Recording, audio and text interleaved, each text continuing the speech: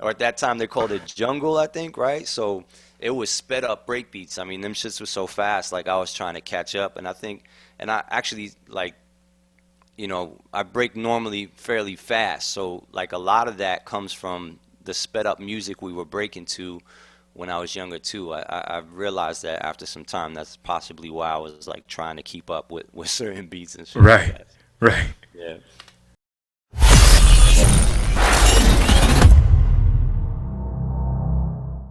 I actually see that as a training hack. Like Hmm. when I'm training, speed everything up, and then if you can learn to control it at a sped up pace, when you hear it at the jam, it's almost like walking. You know, Yeah. no Yeah. doubt. So, what do Facts. you think those beefs with the between the younger kids and the Rocksteady was? Do you think it was just like, well, they're the gatekeepers, or do you think that they were thinking like, because I mean, I have heard stories, and I hate to just talk about what I heard was, you know what I'm saying, but like that sometimes Rocksteady could be very like, well, you're a b-boy and you're not a b-boy, and I can see that as the styles are changing and as the dance is evolving, the newer Exactly. generation being like, how you just gonna tell me that? You know what I'm saying? Yeah. I think Rocksteady, especially Legs, because he would normally be the one on the microphone also. He had a certain idea of what he remembers breaking to be, and I think he felt that a lot of the younger generation was missing out on certain elements, so he would voice that all the time. You know, they were very focused on dancing, and being one with the music, all that kind of stuff. If you weren't, they were just like, nah, we're not having that. That whole Mm. b-boy versus breakdancer thing started around that time already. Like we were talking about that back then. And they were trying to differentiate between like who had the knowledge of like hip hop culture versus like you're just doing this because it's a physical thing. So that was happening a lot, and I think like some of the younger generation didn't like that. They also were just gunning after the ones who were up there. Rocksteady was the crew to beat, so it's like yeah, go after them, of course. No doubt. Do you remember any of the conversations when some of the young West Coast crews like a Circus Runaways or a or excuse me, Raw Skeleton and a Freak Show, when these guys start coming in onto the scene? Do you remember any of those conversations when you guys look at the like, what the hell is going on over there? Yeah, I think just in general, and this also just trickled down from rap. The whole East Coast West Coast conversation was heavy and breaking for a minute too. It was just a different perspective, and both sides had a really hard time accepting each other. So there was always that divide, that argument. I mean, even if you came over to the West Coast, even if you were from the West Coast and you approached breaking in a certain way, there were people on the West Coast that were like, yo, why are you trying to break like New York? You Right. know? Right? So it was like there was a distinct like way of moving that came Hmm. from every space, which I also thought was kind of dope. After a while, like there was a Hmm. time, especially in the early 2000s, I knew exactly where somebody was from based on how they got down. I missed Even that by what era. country. I could say, "Oh, you're Japanese." I can tell. I know that you're from Germany. I know you're from like I just knew. I definitely missed that era, man. It was like I always say it's the regional style era. You know what I'm saying? Yes. And Yeah. that was just, to me, that was dope because it you know it kept people, even if you weren't original, you were at least original to where you were from.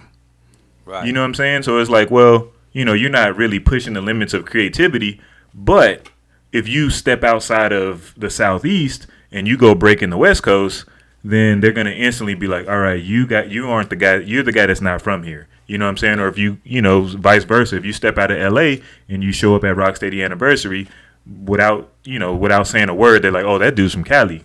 You know what I'm Right. saying? I really miss that. Now, I you thought that know, was dope because you yeah, can rep you're repping where you're from basically, right? It's like you're not only exactly. representing yourself, your crew, whatever, but it's like, yo, this is a Philly way of doing this. This is a Florida way of doing this. It was dope. Yeah, And it's like, it's hard to see now. I don't know where kids are coming from now. They all look similar. right. Unfortunately, I think now it's like I can tell that you have an internet connection. You know what I'm Right. saying? Like you are, you have internet access. That's about all I know. You know what I'm saying? And that you probably train really hard. You know, you have a lot of time and you got a lot of internet. You know. Yeah. But Definitely. anyway, so I remember watching a video of you, uh, and I recently watched it again. Shout out to my man Strings Hardcore Detroit because he had the video. Oh, It's nice. posted on YouTube of the '98 battle between you, Legacy, and Gerald. Rest Oh, in Strings peace. has that? Yeah, Damn. I yeah, have to yeah, holler yeah, at him yeah. then. Yeah. No doubt, man. And of course, it was like a clash at the time. So Yeah. you had like West Coast Power and you had East Coast. I've just used the term foundation, right? Right. And in that on that day, the West Coast Power won out. Absolutely. I remember he did that. He did like a flare and reversed it. The crowd went crazy, like, oh Lord, you know what I'm saying? And I remember he hit those air flares. Everybody went nuts. My question though is, so you have this clash between West Coast Power and East Coast Flavor, and and Southeast Flavor too. But my question is, like, based on the results of that battle, or that battle, the experience you gained from that, did that change your like battle strategy at all? Did you go back and like, well, I'm gonna get some of these spins too, or did you just say that was just he was just better that day? I'm just gonna keep pushing. Yeah, it did. I mean, everything that I learned, mainly came from battling. So if I lost, I just went back to the drawing board and I tried to figure out what it was that I didn't have that made me lose. Um, but I've also realized what my strengths are when that happens as well. So after that battle, it was one of those times where I amplified what I knew I was good at.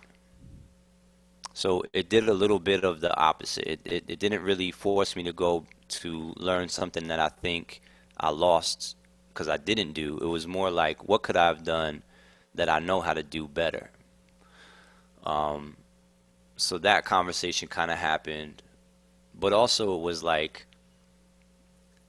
I just wasn't used to that kind of format. Like it was crazy to me because the space was huge.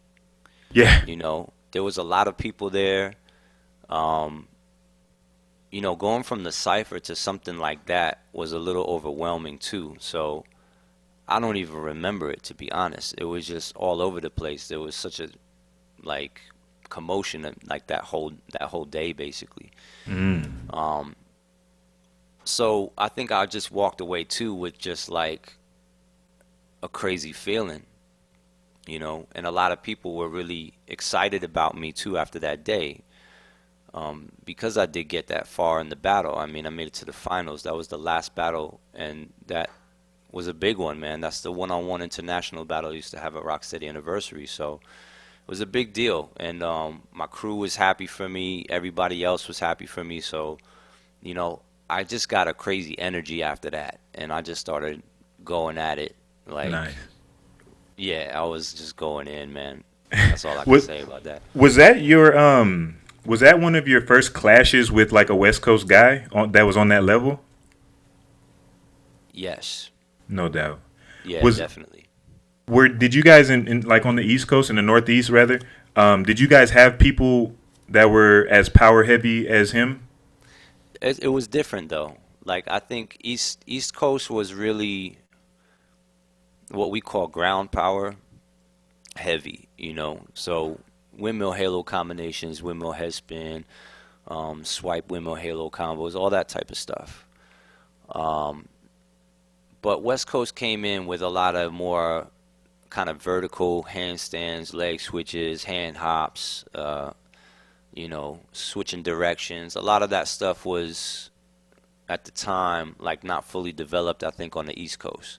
Hmm. We were still like the backspin is the shit. Like you're not gonna beat a dope backspin. Like that was our mentality, right? So No doubt.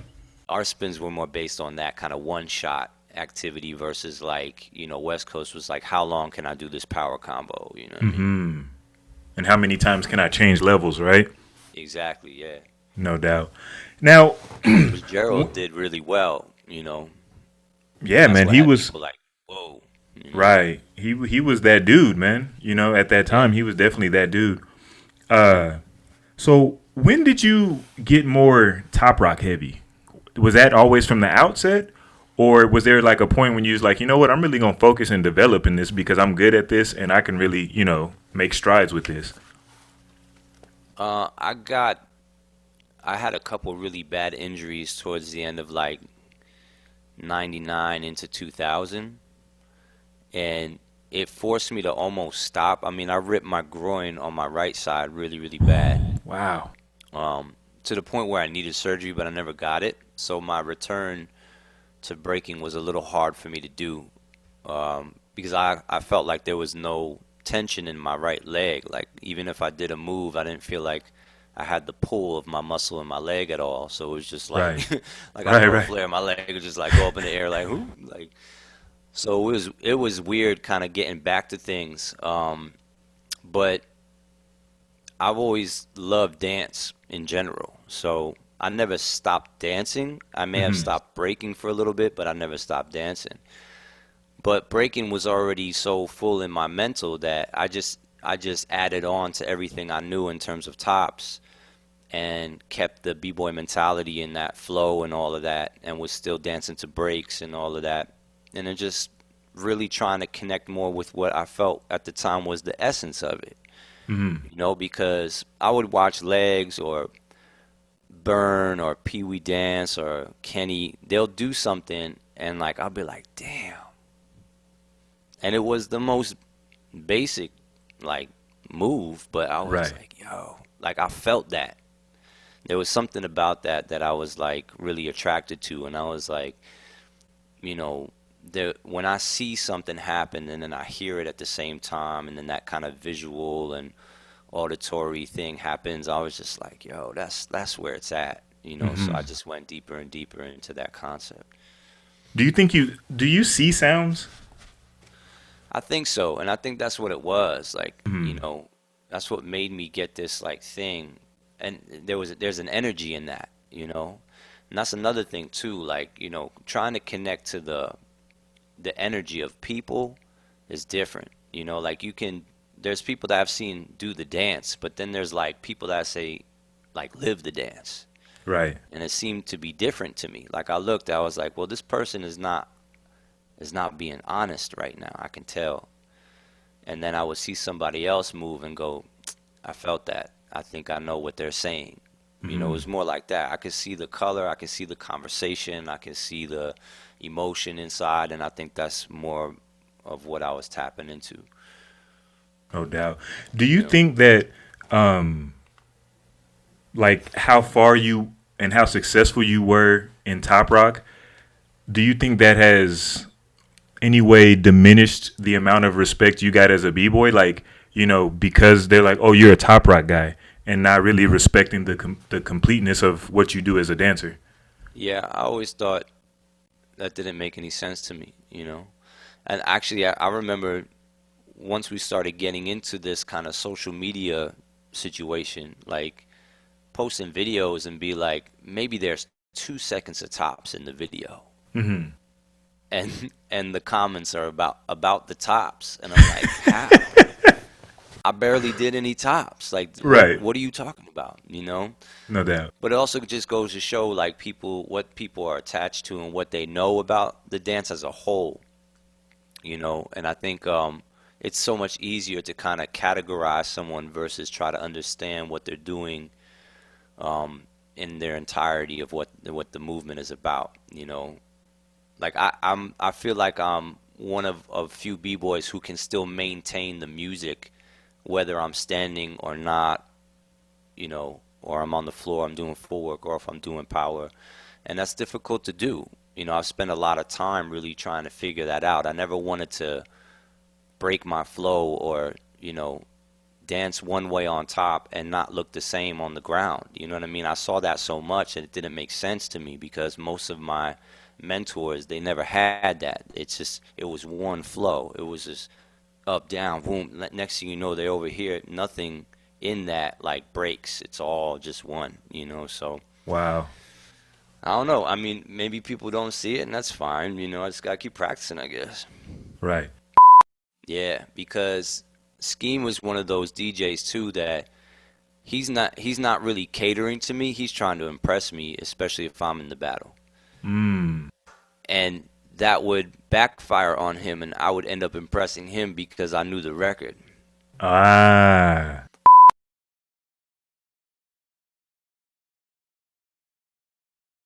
For more quality content from Beyond the Cypher with Illskillz, don't forget to press the like and subscribe buttons. Let us know how we're doing down in the comment section. And to make sure you don't miss anything from the channel, go ahead and smash that notification bell.